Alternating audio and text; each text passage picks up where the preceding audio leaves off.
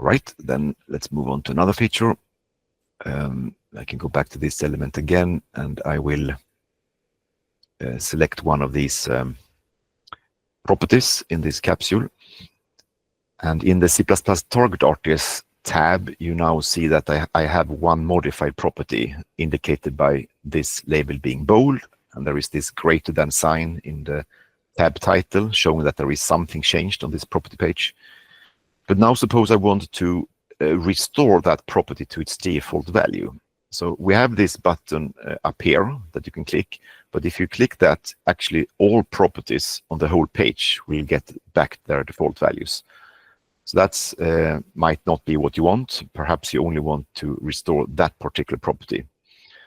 So previously you could click this checkbox to make it go back, but actually what happened then was that if initially the value was missing, after you changed it, it got the value false, and if you checked it again, it got the value true. And having the value true is not the same as having a missing value, which meant that if you did a compare merge or compare, it would flag it as a difference, which is usually not what you want.